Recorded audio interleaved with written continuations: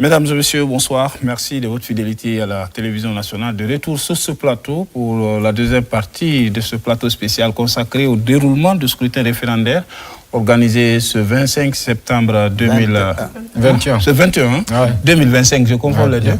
Alors, ils sont encore là, nos correspondants qui vont nous appeler de l'intérieur du pays, des Écourés, de Kankan, de Mamoun, de Bouquet, partout à travers le pays, même à l'extérieur du pays, pour nous remonter en temps réel ce qui se passe dans les bureaux de vote. Encore à l'une soirée, Safiatou Kondé, bonsoir. Bonsoir, bonsoir. Bonsoir. Bonsoir. Bien. Alors, on reçoit Ambra Kamara. Il est consultant sur ce plateau. Doyen, bonsoir. Bonsoir, Abakar Sidiki, plutôt Abakar Junior Kamara. Bonsoir, chers collègues. Bonsoir. Bonsoir. Alors, on va commencer par quelques images d'illustration. On a quand même vu le chef de l'État, le général Mamadi Doumbouya, voter, le ministre secrétaire général de la présidence, ils ont tous voté, le ministre Fana Souma depuis Fria, ils ont tous voté. Alors, à mi-parcours, qu'est-ce qu'on peut retenir comme début de ce scrutin? Je commence par Safiatou Kondé. Oui, pour te dire, Junior, moi j'ai déjà voté. J'ai profité de ce petit temps de pause et aller me rendre au bureau de vote pour pouvoir poser mon oui ou mon non.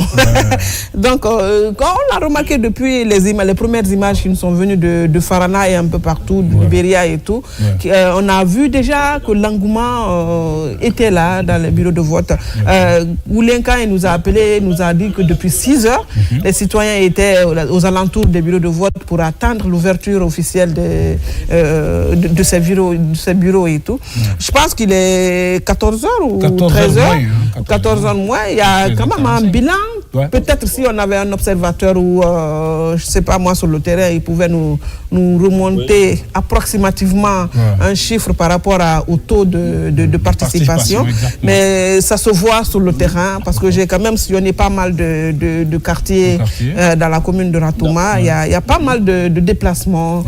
C'est vrai qu'il n'y a pas de véhicules, mais nous voyons des piétons, des électeurs qui se rendent, qui essayent de rallier leur bureau de vote et tout, avec ces dispositifs sécuritaires qui sont quand même impressionnants et il faut se dire la vérité. C'est vraiment une journée, nous ne disons pas à 100% ok, mais déjà ça se dessine. Bien. Ça se dessine. Amara Kamara, consultant sur ce plateau, cette élection, ce référendum a beaucoup d'engouement. Est-ce que c'est parce que la Constitution a été vulgarisée ou bien c'est la teneur de la campagne qui a fait cette mobilisation des populations autour des bureaux de vote?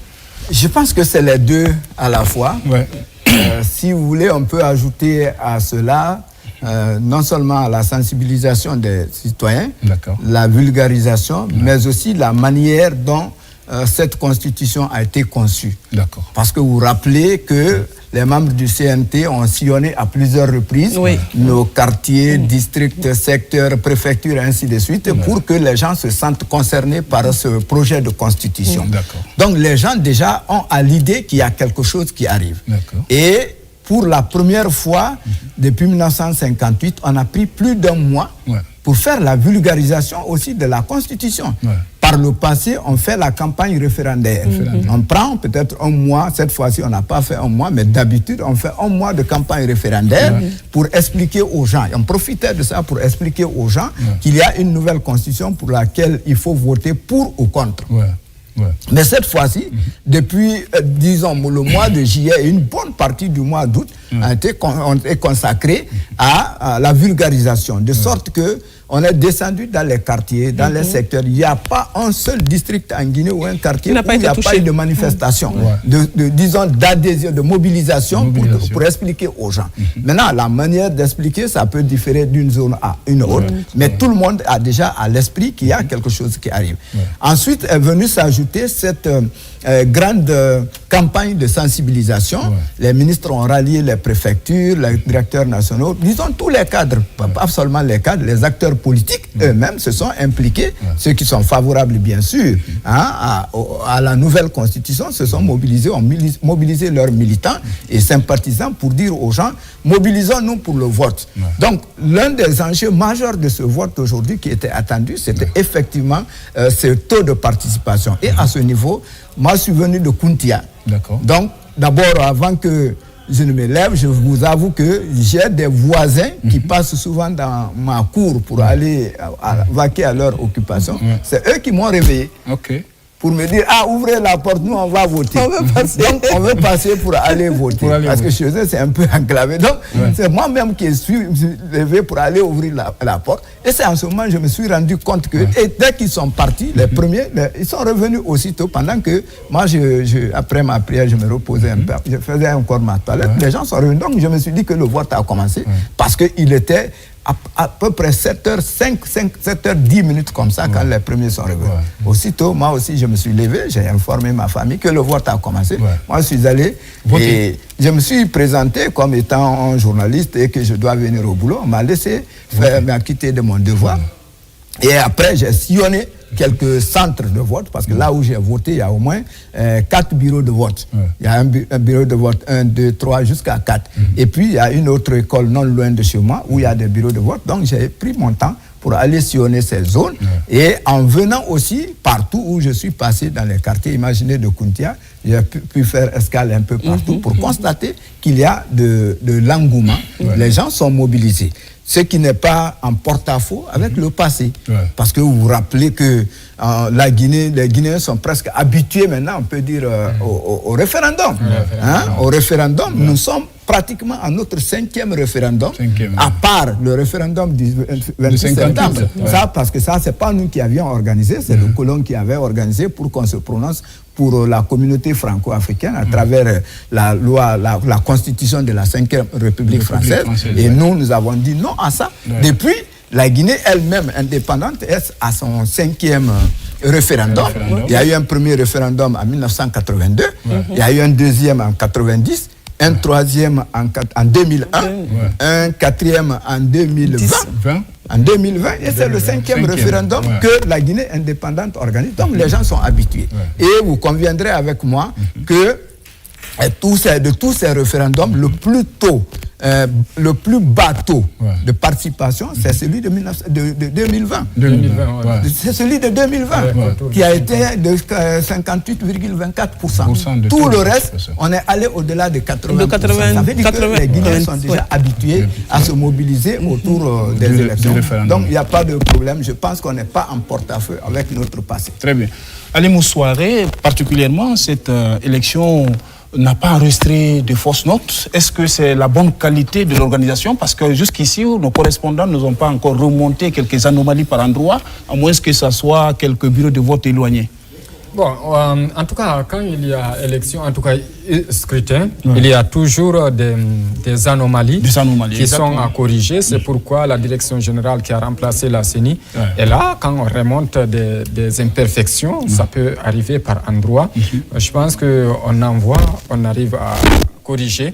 Mais moi, ce qui m'a beaucoup plus marqué également, c'est le comportement des membres du bureau de vote qui sont là pour cette année. En tout cas, ils connaissent le travail, pourquoi ils sont là. Et également, les services de sécurité qui sont en train de jouer vraiment leur rôle.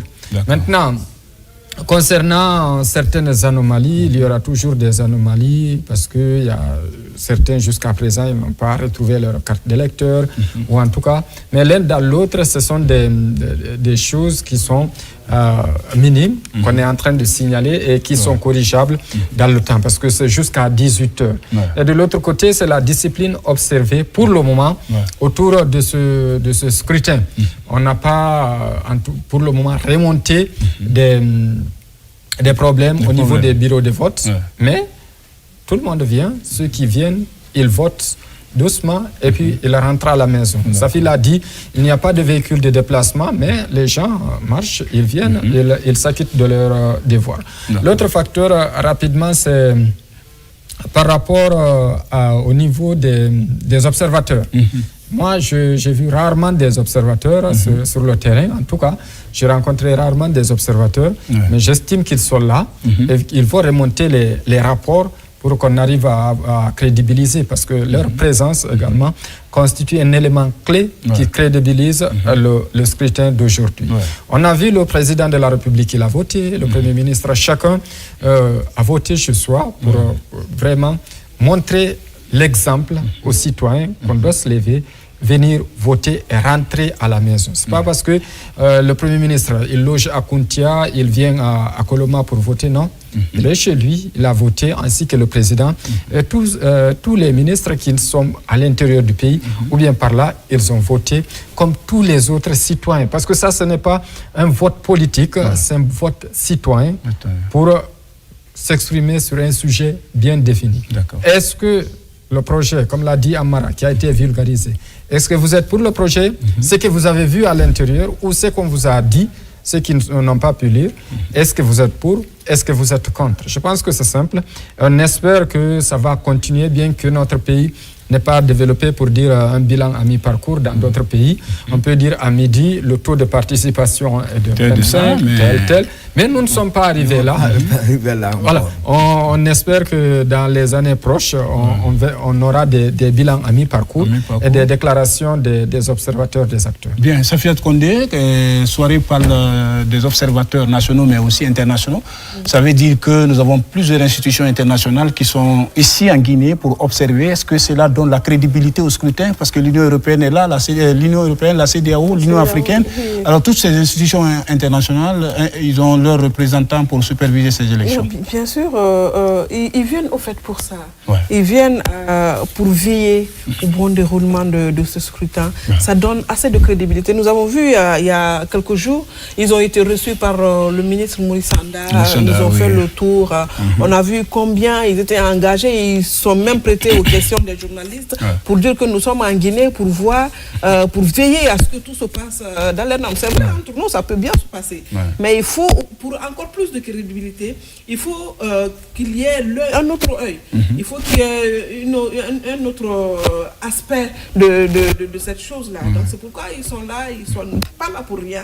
Et c'est sûr qu'à la fin de cette journée, ils commenceront à communiquer déjà sur le déroulement de cette journée aussi historique pour le Guinéen. Alors, le consultant... Leur présence est quand même assez fort. Ça a une vraie signification. La question sur les observateurs internationaux, mais aussi si cette constitution est adoptée, qu'est-ce que la Guinée va devenir dans un futur proche? Non, vous savez, depuis le 21 septembre 2021, on est dans un régime d'exception. Le 5 septembre. Depuis le 5 septembre 2021, on est dans un régime d'exception. D'accord. Donc, qui dit régime d'exception, surtout qu'il n'y a pas de constitution. Donc, en réalité, ce n'est pas une république. D'accord. Parce que, à ce que je sache, la république se définit par la constitution aussi. Donc, si cette constitution est adoptée, on va renouer avec l'ordre constitutionnel, on va retourner à l'ordre constitutionnel, on pourra organiser des élections, puisque les élections s'organisent sur la base des textes. Et ce texte-là, c'est le fondamental qu'on a là. Si on est d'accord pour ça, on peut élaborer les autres textes qui pourront redéfinir les conditions de vie. Parce que la Constitution, c'est ça, ça définit les conditions d'évolution de la société. Maintenant, dans chaque secteur, il va y avoir des lois organiques, parce que c'est la loi majeure, c'est la loi suprême, il va y avoir des lois organiques, et parmi ces lois organiques, il y aura la loi qui va définir le cadre électoral, qu'on pourra appeler code électoral ou loi électorale. D'accord, c'est ce qui pourra nous permettre de nous renouer avec la démocratie. Et je sais que la démocratie, l'ancrage principal de la démocratie, en tout cas ce que nous connaissons, c'est vraiment les élections. S'il n'y a pas d'élection, on ne peut pas parler de démocratie. Et s'il n'y a pas de constitution, vous allez organiser votre élection sur quelle base? Donc on retourne à l'ordre constitutionnel et on mettra en place toutes les institutions qui s'y est pour qu'on puisse redémarrer notre vie constitutionnelle sur la base du programme de refondation envisagé, parce que là, ça va continuer. Parce que la refondation, ce n'est pas la fabrication de quelque chose, mais c'est le changement de mentalité. Et c'est cette loi qui permettra de redéfinir comment tout cela pourra se produire. Vous parlez du retour à l'ordre constitutionnel. Est-ce que l'acte de voter, par exemple, pour un retour à l'ordre constitutionnel, peut accélérer le développement socio-économique, parce que là, ça encourage, n'est-ce pas, la relation entre la Guinée et les autres institutions internationales, mais aussi des partenaires techniques et financiers. Naturellement, vous parlez des observateurs. Ces gens-là ne sont pas venus parce qu'ils aiment la Guinée, ils ne sont pas venus parce que c'est la Guinée. Ils sont venus parce qu'on est membre à part entière de la communauté internationale, que ce soit la communauté africaine ou CEDEAO ou la communauté internationale. Donc, on a membre à part de ces structures et on a signé les traités et conventions avec toutes ces structures. Donc, ils nous reconnaissent comme étant membres et il y a des aspects qui ont trait aux élections. Donc, on a signé ces conventions pour dire on reconnaît tout ce que l'Union africaine va décider en matière électorale. On reconnaît tout ce que la CEDEAO décide en matière électorale. Il y a eu des traités amendés et on a signé tous ces traités. Donc les gens, c'est nous qui nous sommes engagés à évoluer avec eux. Quand nous sommes dans un processus de ce genre, ils ne peuvent pas nous laisser là-dedans. Quand ils viennent nous observer, c'est pour accréditer effectivement, donner leur avis sur le processus électoral. Et quand ça réussit, tout le monde apprécie, ça veut dire que notre retour à l'ordre constitutionnel a réussi et on pourra continuer la collaboration. Parce qu'avec un régime d'exception, c'est vrai qu'il y a de l'aide, mais généralement, ce n'est pas de l'aide au développement. Souvent, c'est l'aide humanitaire, les gens apportent de l'aide humanitaire, ils peuvent apporter d'autres formes d'aide, mais pas en tant qu'investissement digne de nom pour construire le pays. Or, on a besoin de construire, si vous voulez même de reconstruire tout ce qu'on a d'abord. Parce que regardez un peu nos axes routiers et autres là. Vous vous rappelez, la plupart de nos grands axes routiers ont été construits sur la base de la coopération.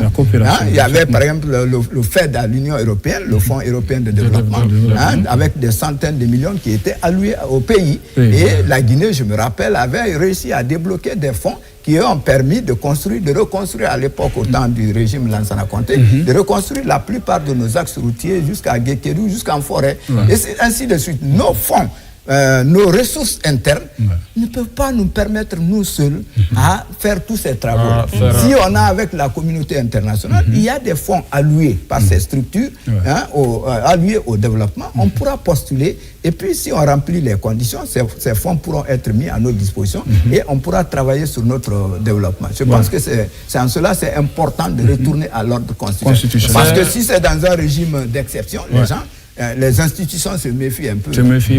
Diplomatiquement, ils ne le disent pas. Quand vous les rencontrez, ils ont des... Ils vont dire ça va, ça va, on vous accompagne, on est avec vous. Mais en réalité, vous n'obtiendrez pas ce que vous voulez. En fait, c'est en quelque sorte une garantie qui est là, qui est le préalable de tout changement, de tout. Et surtout, je pense que ces élections viennent à un moment où même l'Afrique a besoin de ces élections. Aujourd'hui, combien de pays sont en transition, notamment dans la sous-région? Le retour à l'ordre constitutionnel, comme l'a dit Amara, pourra aider la CEDEAO à se booster encore, qui était à un moment donné vraiment une référence en matière démocratique. De l'autre côté, à l'interne, ça pourra beaucoup plus aider dans le domaine du développement, mais également dans le retour à la normale. Parce qu'aujourd'hui, quand nous sommes gérés par cette charte de la transition, il y a beaucoup de choses qui sont limitées à l'intérieur. Maintenant, avec cette constitution, je pense qu'il y a les élections locales qui viendront, les élections législatives et présidentielles qui aideront le pays à vraiment franchir un cap où aujourd'hui, avec la vulgarisation de la nouvelle constitution, on connaît approximativement quel est le rôle du président de la République. Donc lorsque on viendra au niveau des élections présidentielles, on connaît qui peut répondre approximativement à ce que nous voulons, aux attentes. Quand ce sont les élections législatives, déjà, on a lu. Quand ce sont les élections communales et communautaires, en tout cas, on connaît approximativement notre loi. Moi, ce que j'ai beaucoup apprécié, c'est, je suis très jeune, mais c'est l'une des rares fois où j'ai eu le temps de lire cette constitution. J'entendais parler de la constitution, mais c'est des rares fois qu'on avait à vulgariser ces constitutions. On voit même jusque dans les villages. Je pense aujourd'hui, même les enseignants, tu as tout ton matériel et puis la constitution est à côté. Ça va aider beaucoup plus la population à connaître qu'est-ce qui est en train d'être fait. Donc, je pense que ce scrutin, il est vraiment crucial.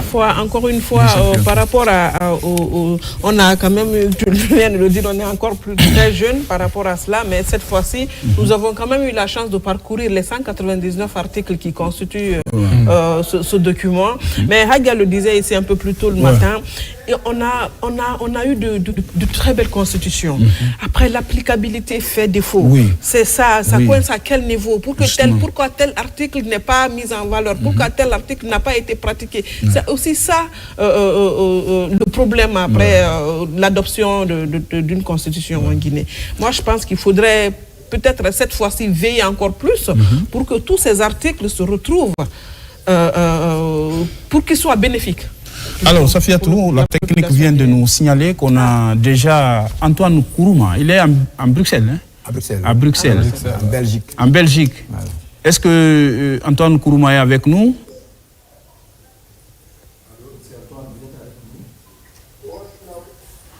Voilà, Antoine Kourouma depuis la Belgique. Comment ça se passe le vote là-bas, du côté de la Belgique avec les Guinéens?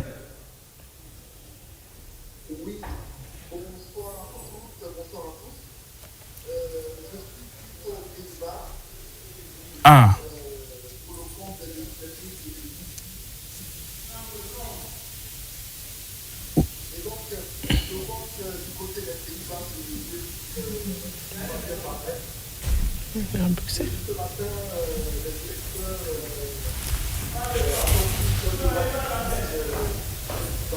On revient.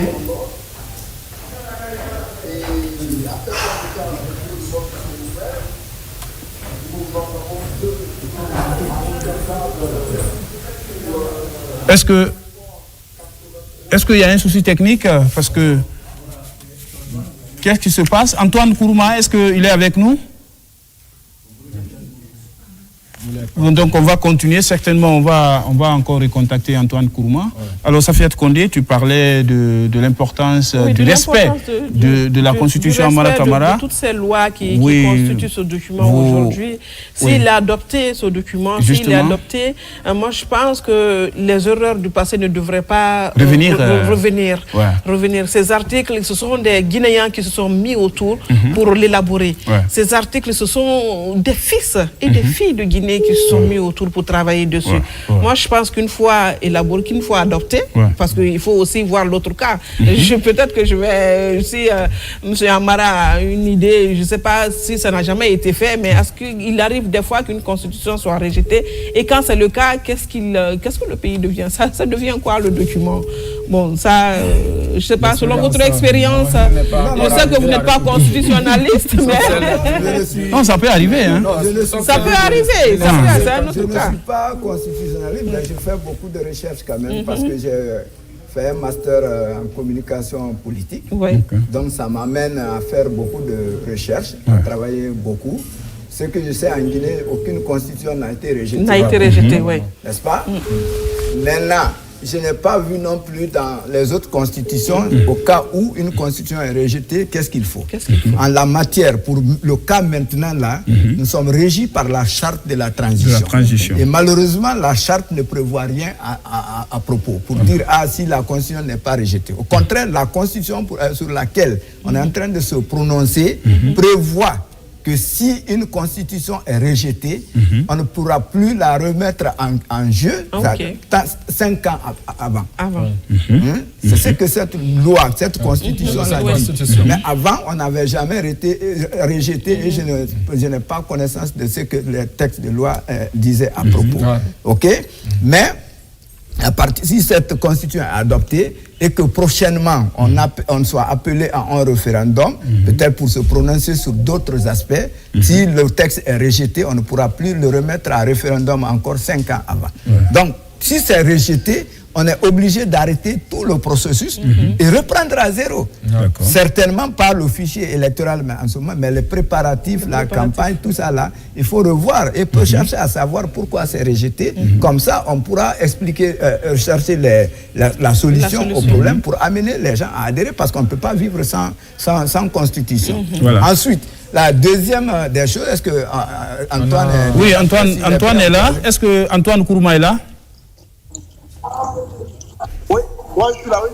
Voilà, il disait qu'il est aux Pays-Bas, c'est ça, il n'est pas à Bruxelles. Est-ce qu'on peut savoir le nombre de Guinéens qui votent de ce côté-là? Ouais, je suis aux Pays-Bas, là.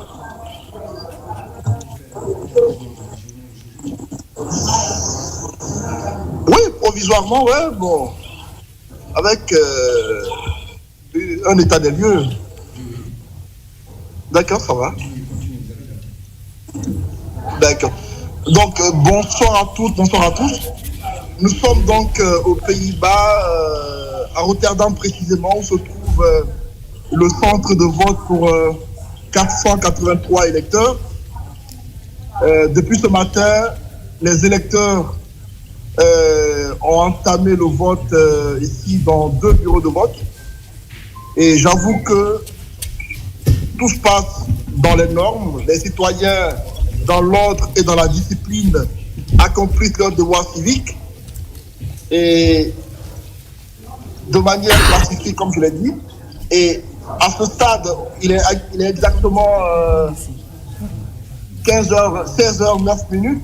Et on peut dire qu'environ plus de 50% des électeurs inscrits sur la liste électorale ont pu s'acquitter de leur devoir civique. Dans 2 heures de temps, nous allons clôturer le vote et on va être plus précis à ce moment-là sur le nombre de votants par rapport au nombre d'inscrits. Mais j'avoue que ici aux Pays-Bas, les Guinéens inscrits sur la liste électorale s'acquittent de manière convenable de leur devoir civique. Et beaucoup viennent de différentes villes des Pays-Bas, notamment de Amsterdam, de Utrecht, également des villes comme La Haye, d'où viennent certains Guinéens à 2 heures, voire à 3 heures de route, et chacun d'eux vient pour pouvoir voter. Et ici, dans le bureau de vote, nous avons la présence de 5 membres dans ce bureau de vote, où nous recevons les citoyens qui, sans aucun problème, acceptent de se plier aux règles des bureaux de vote ici établis. Ok. Est-ce que vous avez rencontré quelques difficultés, quelques anomalies? Des anomalies, pas vraiment. Le seul constat que nous faisons, c'est qu'il y a des citoyens qui n'avaient pas retiré leur carte d'électeur à la période indiquée pour les retraits, mais ils viennent les retirer sur place et voter. Vous en avez également qui sont empêchés de se rendre dans les bureaux de vote, mais qui se font représenter à travers les procurations. Et il y a des cas de dérogation aussi qu'on a sous la main. Donc, globalement, il n'y a pas de souci à signaler par rapport au vote ici aux Pays-Bas, à part ces quelques exceptions que je viens de citer. Globalement, tout se passe correctement ici. Ok, M. Antoine, c'est un plateau spécial. Peut-être pour la journée, on peut vous dire un peu. Merci. Nous restons à l'écoute pour toute précision liée au vote dans les pays du Benelux, mais plus précisément aux Pays-Bas. Merci. Ouais. Alors, merci Antoine Kourouma depuis les Pays-Bas et puis nous parler sur comment se passent les élections du côté de ce pays. Alors, nous attendons nos correspondants régionaux du côté de Zérekouré, de Kankan, Yamokaba, pourquoi pas de Kindia avec Elaya Silla. Beaucoup de journalistes aujourd'hui sont déployés. Je vais reposer autrement la question de Safia Toukondi Amara. Est-ce qu'aujourd'hui, que vous avez lu cette constitution, il y a une garantie pour lui mettre à l'abri des manipulations politiques futures? Parce que si chaque fois il faut aller au référendum, est-ce qu'il y a une garantie que cette nouvelle constitution prévoit?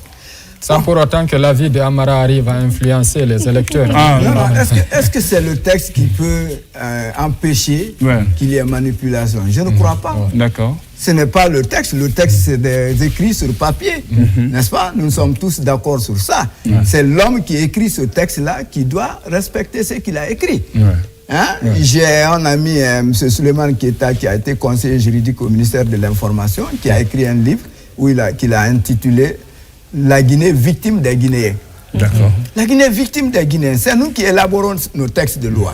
Et c'est nous qui demandons à les modifier. Je ne connais pas la loi de 1958, parce qu'il y a eu la toute première loi guinéenne, remonte au 10 novembre 1958. Elle n'a pas été soumise à référendum, mais elle a été adoptée. C'est cette loi qui nous a conduit jusqu'au 14 mai 1982. D'accord. Je ne connais pas cette loi-là, même celle de 82. Mais à partir de 90, on a limité le nombre de mandats, on a limité le nombre d'années, on a limité le nombre même, l'âge même qu'il fallait pour être candidat. Mais après, on a parlé du référendum de 2001. Le référendum de 2001 est venu parce que les gens étaient ambitieux, ils voulaient se maintenir au pouvoir. Ceux qui étaient là, on pensait que la limitation du nombre de mandats ne les satisfaisait pas, n'est-ce pas? Le nombre de mandats à 2, ça ne les satisfaisait pas. Les 5 ans de mandat présidentiel, ça ne les satisfaisait pas. Il fallait revoir tout cela. C'est en ce moment, les gens ont trouvé certains articles qu'il fallait modifier, n'est-ce pas? Puisqu'ils ont modifié ces articles. Et au nombre des articles, c'était ce nombre de mandats, la durée du mandat, l'âge d'être candidat à la présidentielle. Et puis c'est en ce moment, on a voté aussi, on a changé aussi, on a sorti les quartiers et les districts des collectivités décentralisées. Pour ne pas qu'on dise seulement, c'est le président seulement, c'est les districts liés à la présidence seulement qu'on a changé. Donc ils ont trouvé d'autres articles qu'ils ont greffés à cela. Et c'est depuis, on a sorti aussi les quartiers des collectivités décentralisées, de sorte qu'on n'organise plus les élections au sein de ces quartiers. Donc les gens sont désignés. Vous avez vu? Et quand on a procédé à ces modifications, il fallait retourner vers le peuple pour dire, voilà, on a changé, on a apporté des modifications, il faut que le peuple se prononce dessus. C'est comme ça qu'on a organisé le référendum du 11 novembre 2001. Donc, qui a changé la Constitution? On avait gardé... Et 2001 passait le mandat de 5 à 7 ans. 7 ans. Le mandat de 7 ans et que le président Lansana Conté a obtenu, paix à son âme, en 2003, et qui devait s'achever en 2010. Sans limitation d'âge. Sans limitation d'âge. Est-ce que vous comprenez? Donc, si on avait gardé au moins la Constitution, la loi fondamentale de 2010, plutôt de 90, du 23 décembre 90, on se serait en tenu à ça. Peut-être que celui qui venait après, il allait être obligé aussi de se soumettre à ça. Mais vous disiez que vous êtes très jeune, vous ne comprenez pas, mais au moins vous étiez là en 2020. En 2020, en 2010 d'abord, il y a eu une constitution qui a été promulguée, qui n'a pas été par le CNT aussi, elle n'a pas été soumise à référendum parce qu'à l'époque, c'est le général Sekouba Konaté qui dirigeait la transition. Il a dit, bon, on va aller aux élections. Après, c'est lui qui viendra après. Il va normaliser les choses. Il va proposer cette loi à référendum pour que les gens se prononcent dessus. Mais on a vu, n'est-ce pas? Et quand le président Alpha Condé est arrivé, de 2011 jusqu'en 2018, il n'a pas dit que la loi n'était pas bonne. Il a juré dessus en 2010. Il a juré dessus en 2015. Il n'a pas dit que c'était pas bon. Ses militants n'ont pas dit que c'était un chiffon. Il a fallu attendre que nous ayons envie, qu'il ait envie de changer, n'est-ce pas, pour dire qu'il y a des manquements là-dedans. Alors que même ces manquements, on pouvait apporter des modifications. Ici, on peut se mettre à référendum sans que l'intangibilité ne soit changée. On va partir à Kankan. Les images défilées. On va partir à Kankan parce qu'on nous dit que Diamo Kaba. Gabon. Gabon. Ok, d'accord. Qui est au Gabon là-bas pour nous parler des Guinéens et de leur vote au Gabon? Bonsoir, monsieur. Oui, d'accord. Bon, ici, nous sommes au Gabon. Et réellement, les élections se déroulent très bien. Et depuis le matin, il y a l'affluence. Tout se déroule bien. On n'a pas arrêté déjà la foule derrière nous. Donc, ça veut dire vraiment, et nous pensons déjà que la foule, on n'a pas fait le paiement.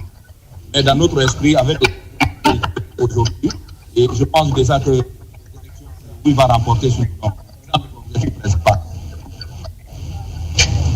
Est-ce que, Sam, est-ce qu'il peut nous dire le nombre d'électeurs guinéens qui se trouvent au Gabon maintenant?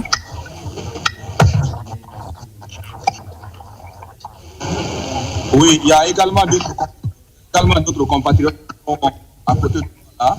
Je pense qu'ils peuvent aussi, n'est-ce pas, exprimer leur joie et la forme de l'événement d'aujourd'hui. Est-ce qu'il y a des problèmes au Gabon, particulièrement sur ce scrutin? Vous avez tout ce que vous voulez pour cette élection? Certainement, il est parti. Alors, on va chercher à joindre les correspondants nationaux, parce que Zérekouré, Kankan nous attendent, Labé, Mamou, Boké même, Younous Atawel nous attendent. Donc vous allez tout faire pour les joindre, parce qu'on doit remonter en temps réel toutes ces informations à l'Imsoiré. Oui, surtout, comme on l'a dit à l'intérieur, parce qu'aujourd'hui, le taux de votants, en tout cas à l'extérieur du pays, tourne autour de 1,85%. Dans ce temps, on a beaucoup également à l'intérieur du pays. Ouais. Mais comme l'a dit Amara, au niveau de ces constitutions, il y a un problème d'hommes. Toutes ces constitutions, si vous regardez aujourd'hui en République de Guinée, chaque fin de période d'un président correspond à des transitions. Si on a aujourd'hui 6 élections, en tout cas référendaires, plus des constitutions qui ont été adoptées sans en tout cas passer par un vote, ce qui veut dire que c'est trop. Maintenant, il faut qu'on arrive à trouver des institutions qui sont capables, qui sont dirigées par des hommes qui sont capables. Parce que ce n'est pas seulement les institutions. Sinon, les institutions sont là, tout. Mais aujourd'hui, certains cadres qui dirigent ces institutions manquent de courage à un moment donné de marquer leur passage au niveau de ces institutions. Justement, en parlant des institutions, tu fais allusion aux institutions d'appui à la gouvernance, parce qu'il y a quand même des institutions qui ont été ajoutées aux institutions. Ça, c'est la nouvelle constitution. Je parle des anciennes constitutions. Je ne parle pas de cette nouvelle constitution. Je parle des anciennes constitutions. On n'a pas eu, au niveau de ces institutions, des hommes qui sont capables, qui prennent le courage. Il y a eu un président qui a dit qu'il aime des institutions fortes que des hommes forts. Alors qu'en République de Guinée, on a besoin beaucoup plus des hommes responsables que d'institutions. Les institutions existent, elles sont là, mais si toutefois ceux qui dirigent ces institutions ne sont pas à mesure de dire à un moment donné, voici ce qu'on doit faire, les institutions resteront muettes. Alors, est-ce que nous sommes avec la technique? Parce que je vois l'ancien Kamisoko du côté de Zérekouré, qui est correspondant de la RTG basée dans la région. Est-ce qu'on peut savoir, l'ancien Kamisoko, comment le référendum se passe du côté de Zérekouré?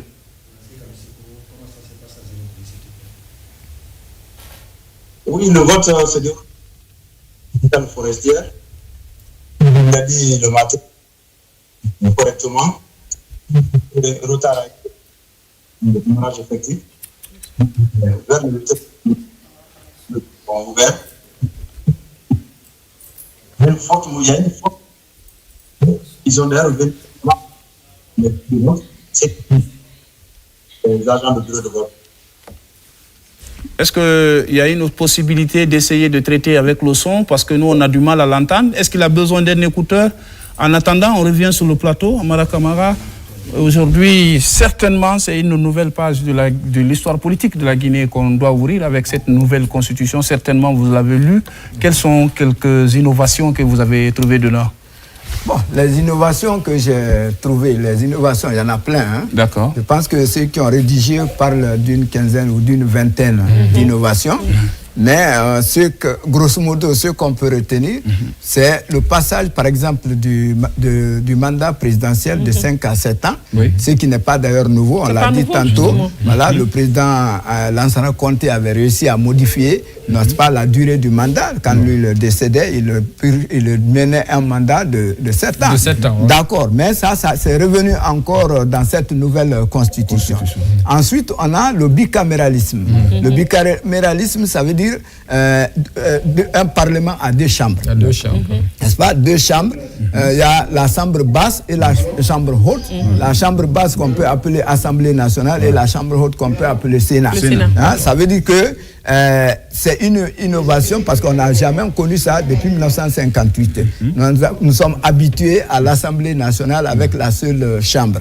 Cette fois-ci, il y aura le Sénat, et le Sénat qui va être composé de représentants de toutes les régions, n'est-ce pas, des régions, des institutions, des personnes de ressources de qualité choisies pour leur probité morale et autres. Et puis, il y aura des gens qui vont être élus, parce qu'il y aura des élus. Les conseillers communaux vont élire les conseillers régionaux aussi vont élire les membres du Sénat. Ensuite, le président de la République va choisir, je crois, 1/3 des membres du Sénat. C'est eux qui vont se retrouver là. Ça veut dire que les textes de loi, les décisions qui vont être prises seront examinées aussi bien au niveau, en tout cas, en matière de loi, ça va être examiné d'abord au niveau de l'Assemblée, mais il faut qu'on se réfère aussi pour prendre des décisions. Parce qu'il est même dit que le Sénat doit se prononcer même sur la nomination des cadres.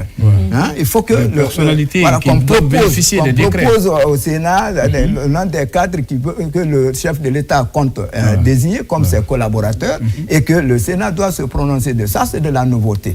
Vous avez aussi cette affaire de candidature indépendante. Hein? Ça, on l'a vu en 2020, c'était prévu. Avec les élections communales. Voilà, on a expérimenté au niveau des élections communales. Et bien avant, ça avait fait l'objet, je crois que c'est quand il y a eu des problèmes, je crois en 2015 ou 2022, en 2002, pendant les élections communales, il y avait des candidatures indépendantes, mais ça n'a pas du tout bien tourné. Et puis finalement, on a mis croix sur ça et on est revenu encore pour des élections nationales, on est revenu à la désignation des candidats par les partis politiques. Et cette fois-ci, la nouvelle loi, si elle est adoptée, permet à des personnes ressources, des personnes indépendantes de postuler pour être candidat à la présidentielle de la République. Sauf que cela est conditionné par l'affaire de parrainage. Hein? Mais moi, je veux parler, en parlant du premier point des innovations, c'est le passage de mandat. Est-ce que cela permet à l'État d'économiser l'argent qu'on injecte tout le temps dans les élections, chaque 4 ans, 5e année élection, chaque 4 ans, 5e année, c'est-à-dire dans 15 ans, on a 3 élections présidentielles à organiser, mais avec au fait de passage en septennat, c'est ça, on aura 21 ans pour 3 élections. Est-ce que ce n'est pas une manière d'économiser l'argent et de permettre, n'est-ce pas, au gouvernement de travailler pour ne pas être dans des années électorales à tout moment? Bon, c'est une question qui est un peu difficile à répondre dans le sens que nous ne sommes pas économistes et également nous ne sommes pas dans les petits secrets. Mais ce que je connais, aujourd'hui, la Guinée n'a pas beaucoup de problèmes avec l'organisation des élections. Maintenant, il y a ces élections, il y a que le président il a pris cette décision, il y a que ceux qui viendront, comment verrouiller cette constitution, c'est-à-dire où un président qui viendra, il ne va pas dire attention, nous allons aussi, on a trouvé qu'il y a des failles, il y a des ratés dans cette constitution. Nous aussi, il faut qu'on organise c'est-à-dire le scrutin, aller avec une nouvelle constitution. Parce que c'est là le problème. L'autre facteur, comme vous l'avez dit, économiser, je suis d'accord, mais entre-temps, il y a des élections qu'on est en train d'organiser. Il y a les élections locales, qu'on appelle purement ici communales. Il y a les élections également au niveau de l'Assemblée nationale, les élections législatives. Mais tout ça, s'il y a une bonne harmonisation, les institutions sont en train de fonctionner correctement, parce qu'aujourd'hui, nous sommes dans cette refondation. Il faut qu'on arrive à avoir des institutions qui sont capables d'harmoniser tout ça. Et moi, ce que j'ai beaucoup plus aimé, peut-être ce qui va continuer, c'est du fait que ces élections aujourd'hui, ce scrutin est organisé par la Guinée. On n'a pas attendu l'aide extérieure pour organiser. Parce que ça aussi, ça fait partie de l'indépendance d'un pays. Tu ne peux pas dire à quelqu'un de venir organiser une élection chez toi et puis après dire que non, il ne peut pas s'ingérer. C'est lui qui a organisé les élections. Aujourd'hui, si toutefois nous ne voulons pas de l'ingérence extérieure, nous ne voulons pas de démocratie prête à porter. Il faut qu'on arrive à être capable d'organiser nos propres élections, que ce soit des élections présidentielles ou bien des élections locales.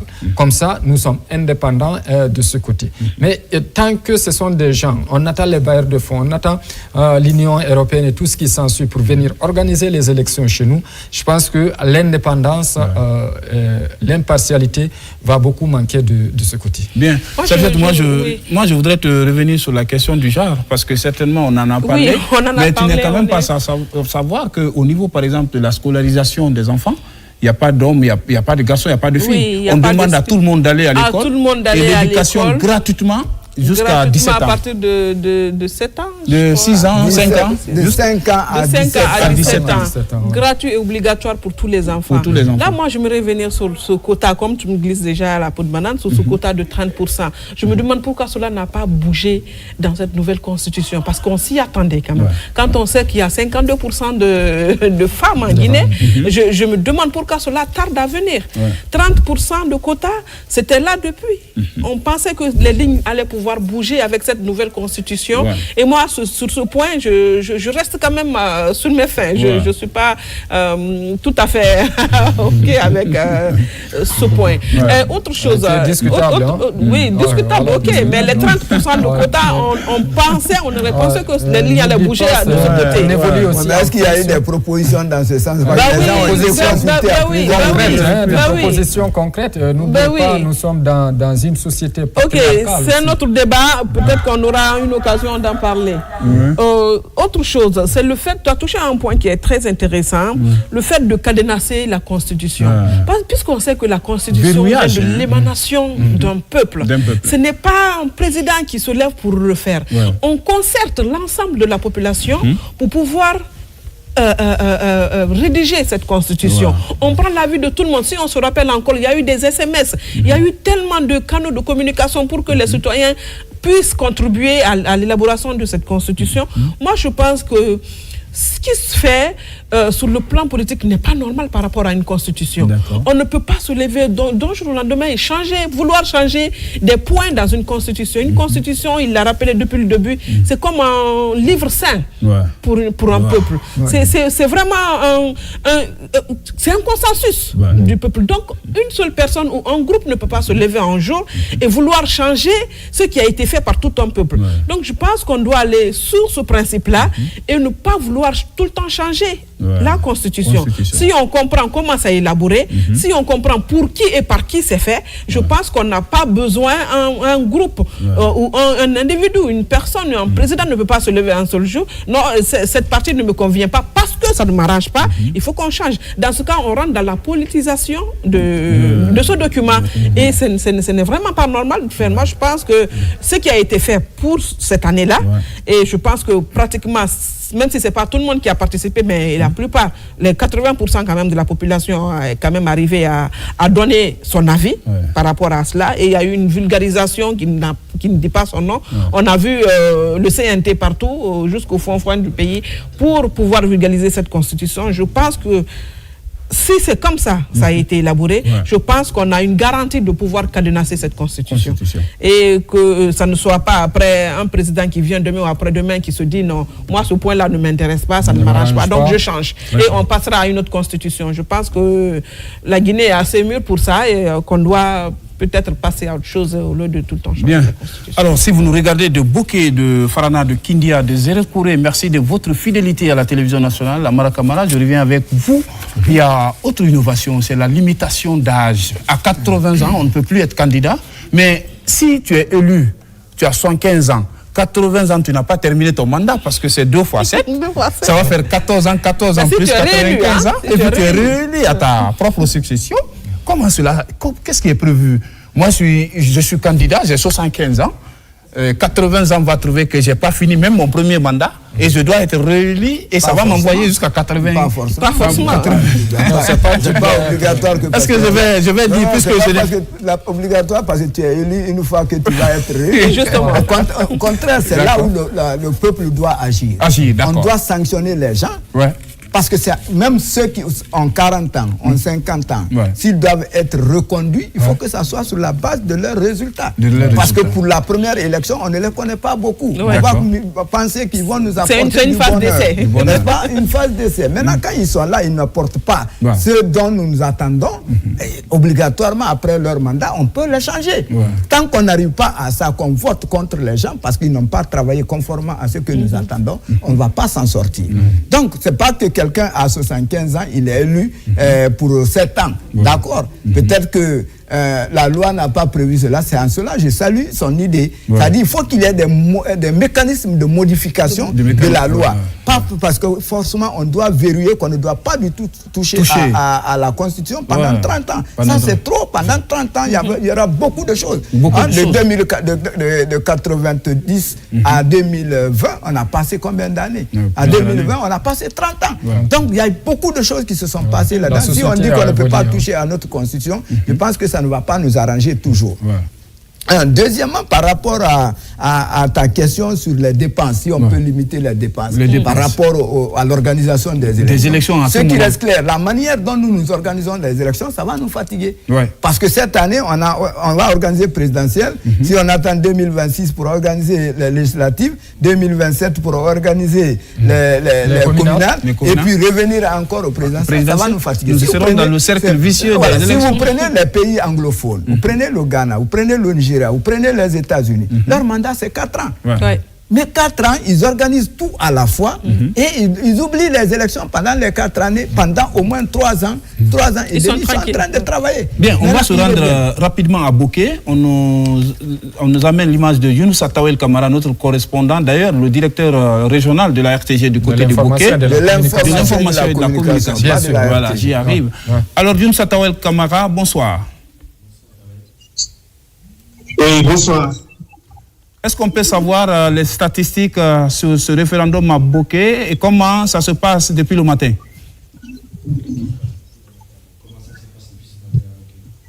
Oui, comme vous le savez très bien, le 15 septembre 2025, c'est une date historique pour le peuple du Guinée. Et ici à Bokeh, très tôt le matin, les populations se sortent massivement pour aller accomplir leur devoir citoyen. Et ici, partout, c'est l'engouement au niveau des bureaux de vote. Et je vais vous faire rapidement la situation. Au compte de selon le directeur régional des élections de Bokeh, il y a 596 519 électeurs enrôlés au compte de la région. Et le nombre de bureaux est de 2214. Et dans la commune urbaine de Bokeh, nous avons 317 560 électeurs qui vont voter dans les 10 000 bureaux de vote installés dans les 15 quartiers de la commune urbaine de Bokeh. Alors, Younoussa Tawel, est-ce que tu as visité quelques bureaux de vote? Il n'y a pas d'anomalie ce matin? Sam, tu peux me dire. Hein? Oui. Des anomalies? Non, pour le moment, le matin, il y a eu des anomalies. Il y avait certains électeurs qui n'avaient pas de vote.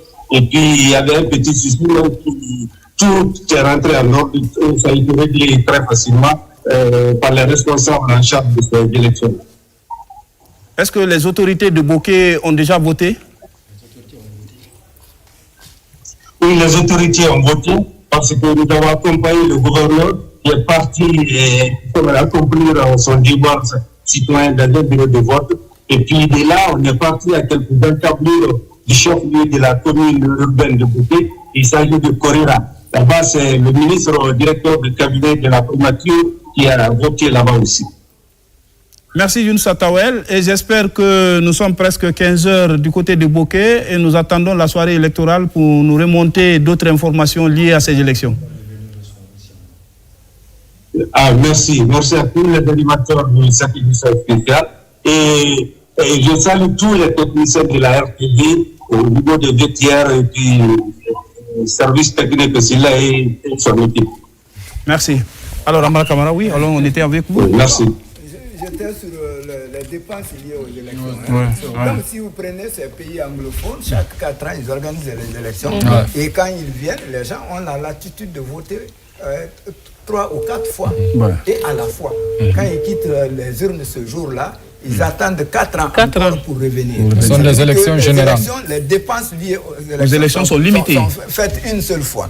Mais si nous, on continue comme à l'accoutumée, on organise chaque année une élection, chaque année une élection, chaque année une élection, et deux fois même, il y a des élections, deux fois, il y a des élections qui nécessitent même des élections partielles, parce que tout simplement, si vous prenez les élections législatives, il se peut que dans une circonscription, que le taux ne soit pas atteint, on ne peut pas valider. Malheureusement, on ne tient pas compte de tous ces aspects-là.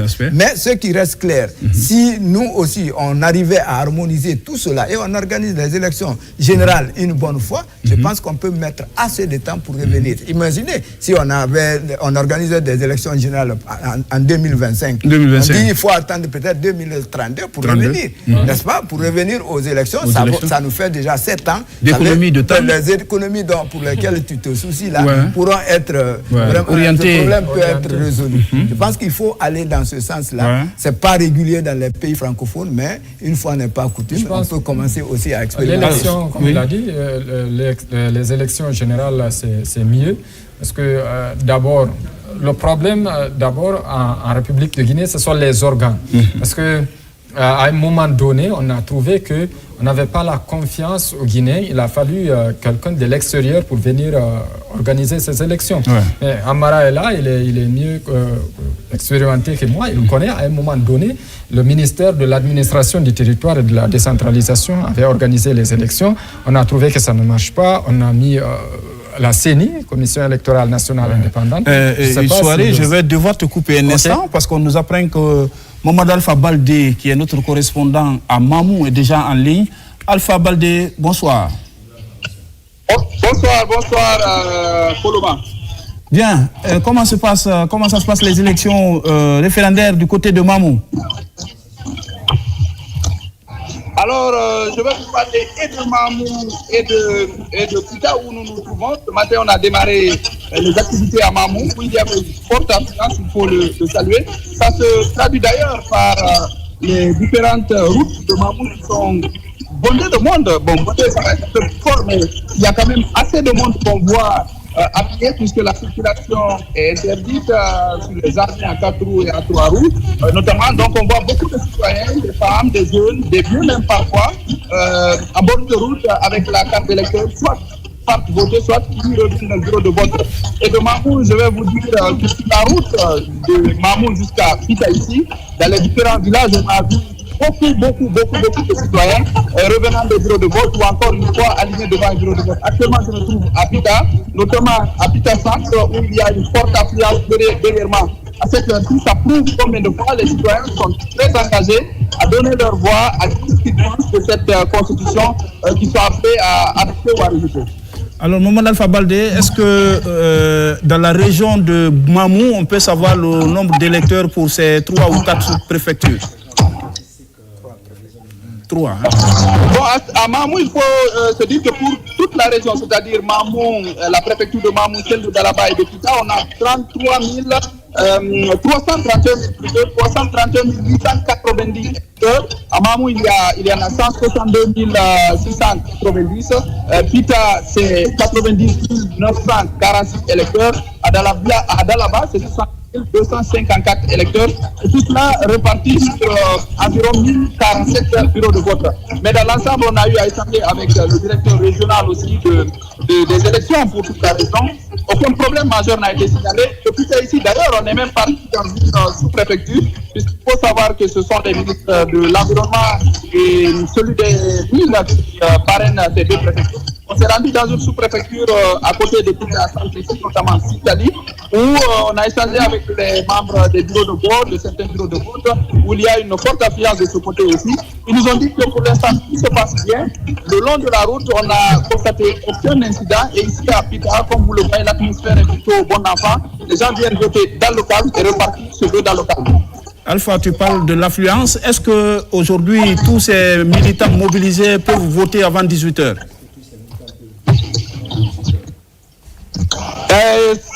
Très certainement, ils peuvent voter avant 18h. Il y a un autre fait que je voulais aussi rappeler, c'est que, vous savez, le nombre de dérogations autorisées par le bureau de vote, nous-mêmes qui sommes à l'intérieur actuellement, on a eu souvent beaucoup de mal à trouver des bureaux de vote qui n'ont pas atteint ce quota-là. Ça prouve qu'il y a quand même un certain engouement et beaucoup, même ceux qui ne sont pas à leur lieu, se sont débattus, se sont battus pour trouver un bureau de vote pour pouvoir voter.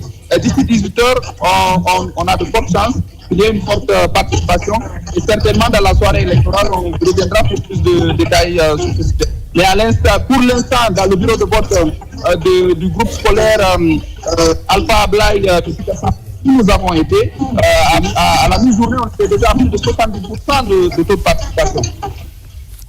Alpha, merci. Est-ce qu'on peut t'avoir dans l'après-midi, dans la soirée électorale? Oui, je serai disponible depuis la région de Mamou parce que d'ici, on retourne immédiatement sur Mamou.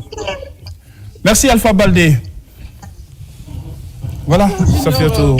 C'est ce que je disais depuis le matin.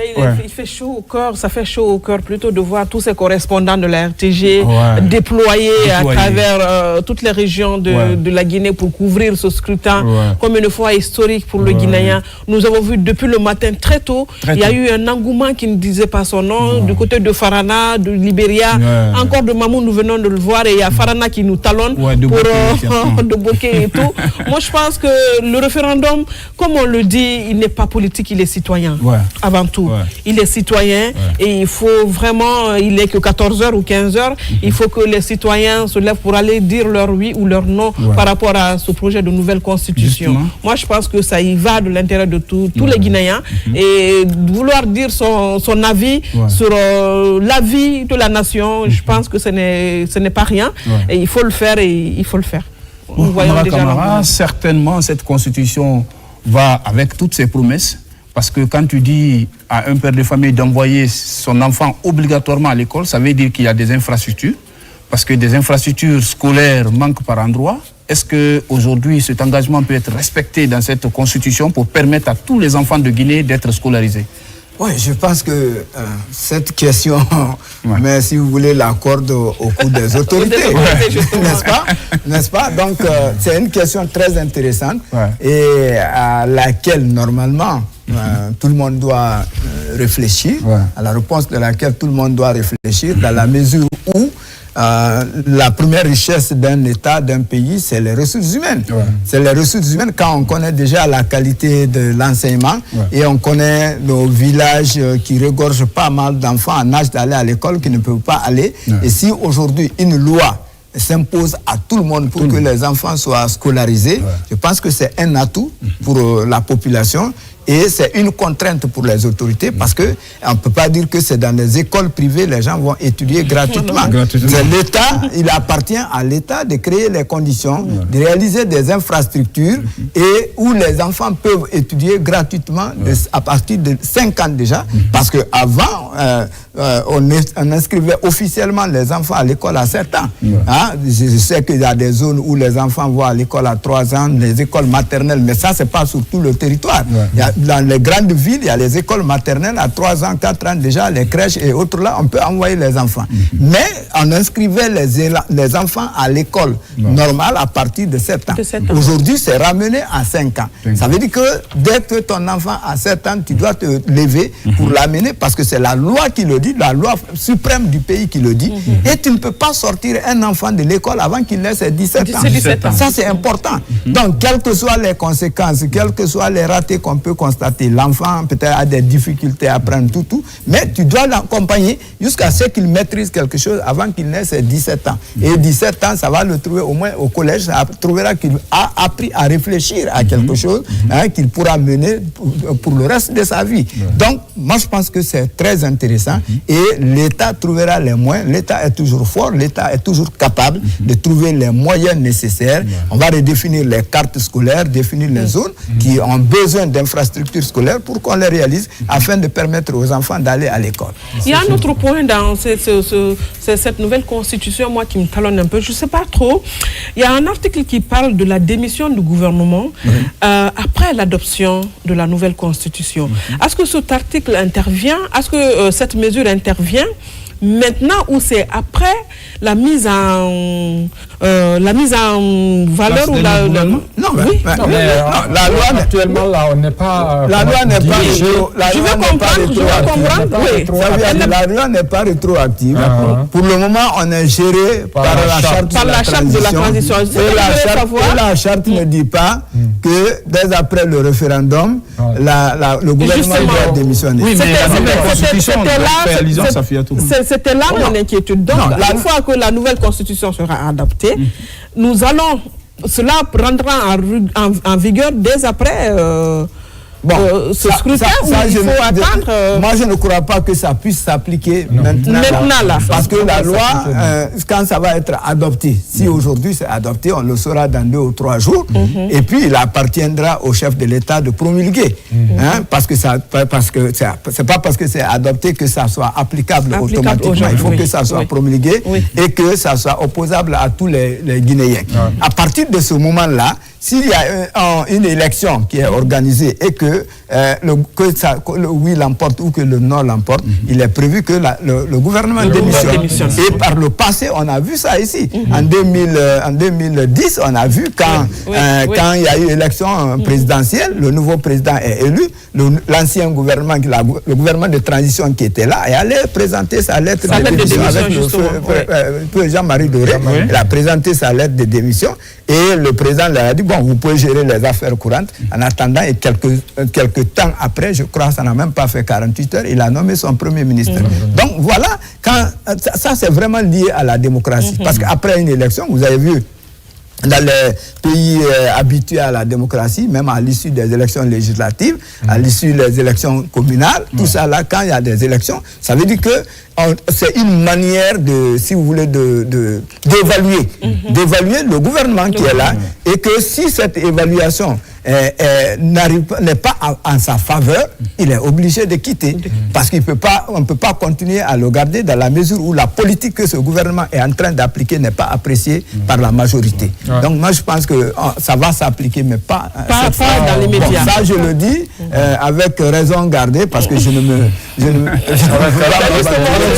Autre sujet de ce référendum, c'est la sécurisation. Quand même, il faut se dire que près de 4000 hommes ont été mobilisés à travers même des hélicoptères de combat pour sécuriser ces élections, mais aussi des monitoring pour surveiller des messages de feu. Alors, quelle appréciation on peut faire au niveau de la sécurisation de ce référendum? Alors, moi, je préfère beaucoup plus qu'on dise des hélicoptères de surveillance. De surveillance. Ok, merci. D'accord. Alors, ça fait peur, hein? Ça fait peur. Mais il y a des véhicules blindés aussi. Oui, il y a des véhicules blindés parce que les services de sécurité sont toujours en alerte. Ça, ce n'est pas nouveau. C'est pas nouveau. En République de Guinée, toutes les élections, il y a l'aéroport qui est fermé. Force quoi? Il y a UNICEF, Force des forces pour la sécurisation. C'est ce qu'on a changé. On a dit commandement de quoi là? D'accord. Le commandement. Donc, je pense à ce niveau, tout ça, il faut que tout le monde arrive à participer, à crédibiliser ces élections. Parce que si aujourd'hui il y a certains qui ne veulent pas voter et qui veulent aussi empêcher les autres de voter, ce qui est très grave. Donc il faut que les services de sécurité soient là.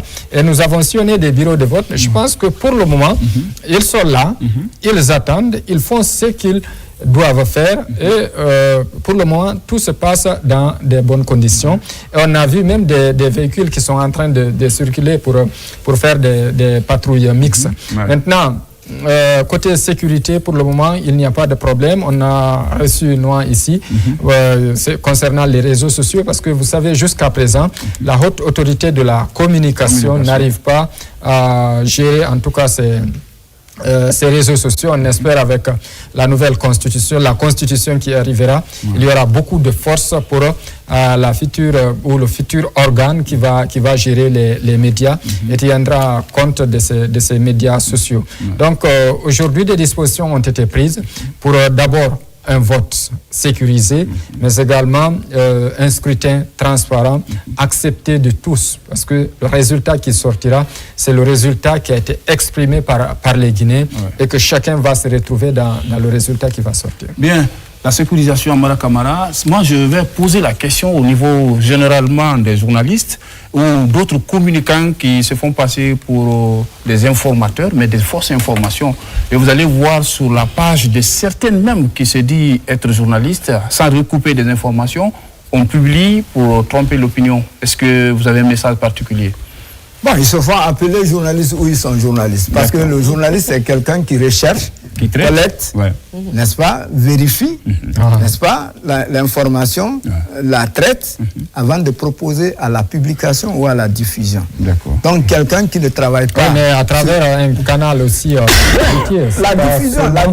la diffusion se fait avec l'audiovisuel et la publication sur les supports que chacun peut identifier. Il y a différents supports pour ça, il n'y a pas de problème pour ça.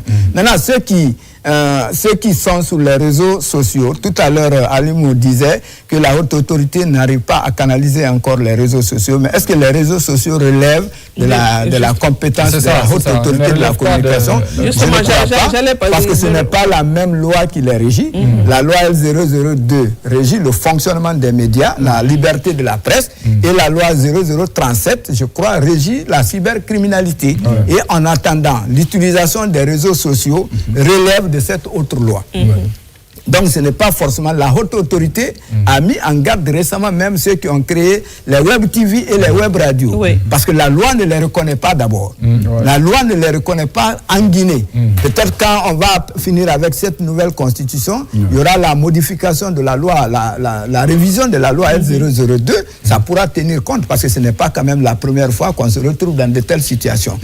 Si vous prenez les sites d'information, ils ont commencé dans les années, au début des années 2000 en Guinée. La plupart des sites étaient hébergés à l'extérieur. Ce n'était pas prévu dans la loi guinéenne. Ils avaient des reporters ici qui produisaient, qui leur envoyaient ça et qui publiaient au nom de la Guinée et sur la Guinée. Mais la loi ne prévoyait pas. Mais cela n'a pas empêché que ces sites fonctionnent. Il a fallu attendre 2010 quand on révisait la loi L005 pour en faire la loi L002. C'est en ce moment on a pensé à ces sites, ces organes en ligne, n'est-ce pas? Même les radios et télévisions n'étaient pas dans la loi. C'est à travers un décret, le 037, du 15 août, je crois, 2005, que l'audiovisuel a été reconnu. Mais ce n'était pas encore dans la loi. Il a fallu la modification, la révision de la loi en 2010 pour intégrer tout cela. Maintenant, les vidéos, comment on appelle, les web TV et les web radios, pour le moment fonctionnent en Guinée, mais ils ne sont pas reconnus en tant que tels par la loi. C'est pourquoi la HAC a mis en garde pour dire, si demain quelqu'un a un problème avec une web TV ou une web radio, ça ne sera pas au nom de la loi L002 que l'intéressé va se défendre. Donc il se défendra, il va faire face à la cybercriminalité. Donc tous ceux qui passent dans ce domaine-là, j'ai suivi Noam Traoré, le secrétaire général, donc il parle dans ce sens-là. Si c'est dans le cadre d'une faute commise à travers le micro ou la plume dans un organe régulièrement reconnu, ça c'est la loi L002. Mais tous ceux qui vont s'hasarder sur les réseaux sociaux et commettre des bévues à travers l'intelligence artificielle ou tout, s'ils commettent des bévues, ils n'auront pas à se faire défendre par la loi L002. Parce que là, ta page Facebook n'est pas organe de presse.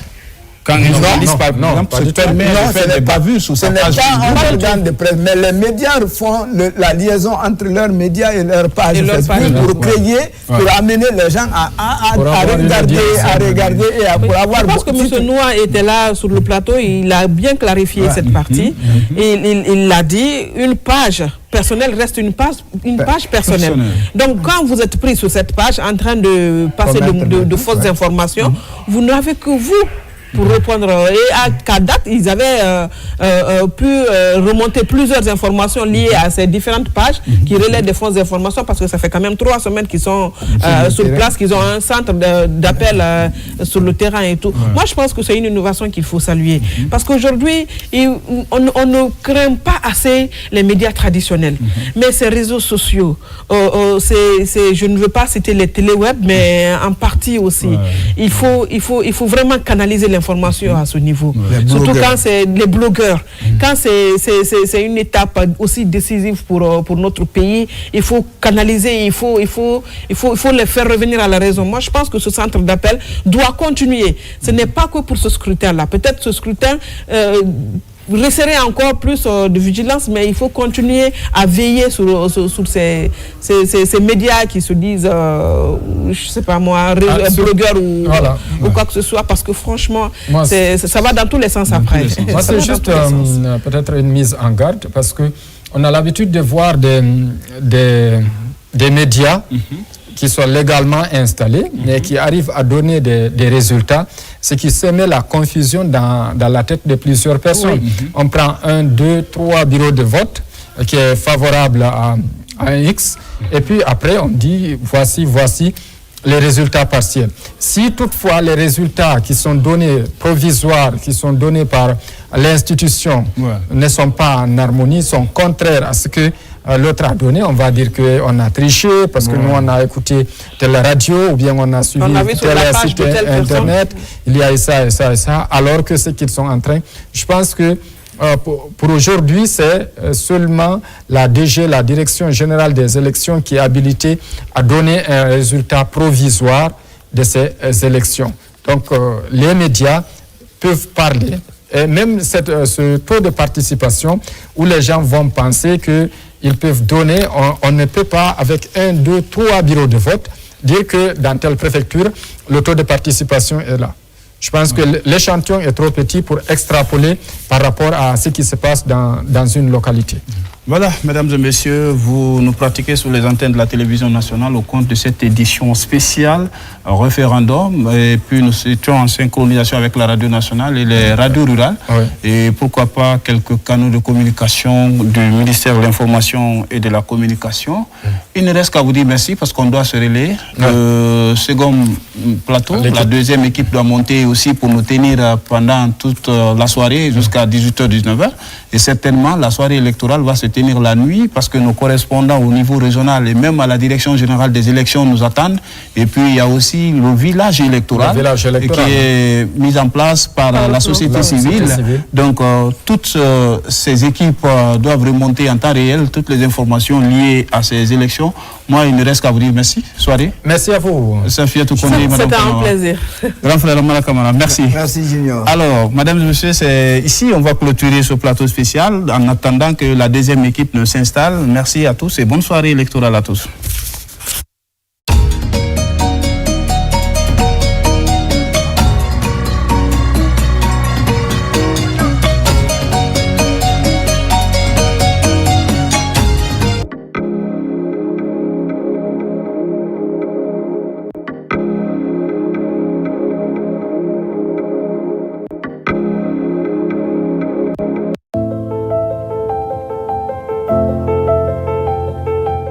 Chers concitoyens, je suis Mme Kamara Ghenab Touré, directrice générale des élections. Aujourd'hui, je vais vous présenter le spécimen du bulletin de vote pour le scrutin référendaire du 21 septembre 2021.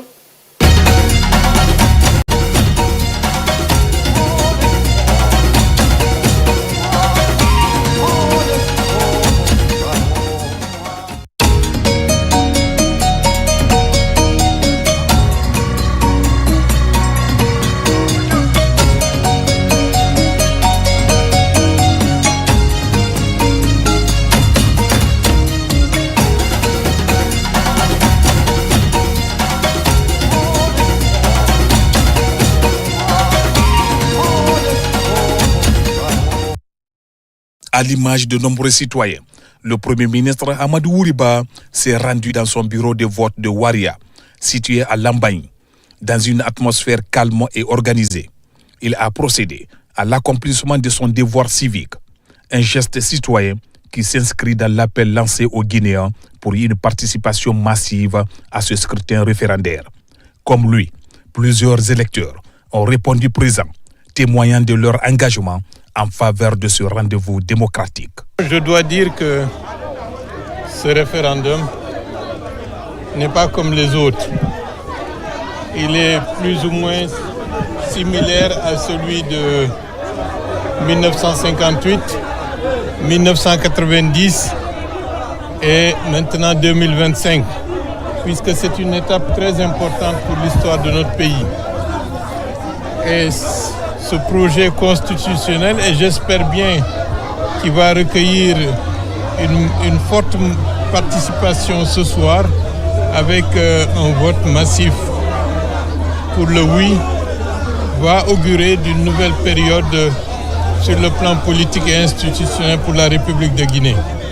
Donc c'est le début d'une autre ère politique et donc je suis très heureux, comme tous ceux qui sont là, de participer à cette construction qui fera date dans l'histoire de la République de Guinée. À travers ce acte symbolique, le Premier ministre réaffirme l'importance du vote comme un devoir citoyen. Une journée électorale qui traduit la volonté des Guinéens de s'impliquer dans l'avenir institutionnel du pays. C'est avec beaucoup d'émotion mais aussi de fierté que je viens d'accomplir mon devoir citoyen au référendum. Ici, en voyant l'engouement, on se rend compte que notre pays, la République de Guinée, a toujours honoré ses rendez-vous avec l'histoire. Aujourd'hui, comme le 28 septembre 1958, le peuple de Guinée va montrer et démontrer sa détermination historique et surtout son élégance politique à la face du monde. Et je voudrais profiter de l'occasion pour féliciter notre peuple. Je voudrais dire aux Guinéens de la diaspora qu'ils se sont insérés totalement dans le tissu national, même s'ils sont en dehors de la Guinée. C'est une fierté pour nous. Il n'y a plus de différence, il n'y a plus de mur. Il n'y a plus de barrière entre les Guinéens étrangers et les Guinéens à l'intérieur de notre pays. Ce n'est qu'un seul et même peuple, avec un destin commun que nous allons écrire sous le leadership du chef de l'État. En tant que marraine de Dubreka, ça me tenait à cœur de venir remplir mon devoir citoyen auprès de la communauté et de veiller au bon déroulement du processus électoral. J'encourage et j'interpelle toute la communauté à venir pour voter. Il ne faut pas que ce jour leur soit raconté. Ensemble, écrivons une nouvelle page de notre histoire guinéenne. Mon équipe et moi avons sillonné différents bureaux de vote afin de constater si le déroulement se passe dans de meilleures conditions, accompagné du président de la délégation spéciale de Dubreka ainsi que du secrétaire général. Je peux dire ici que le déroulement se passe dans de meilleures conditions. Les bureaux sont remplis et les gens, il y a de l'engouement. Tout le monde vient pour pouvoir s'acquitter de son devoir citoyen.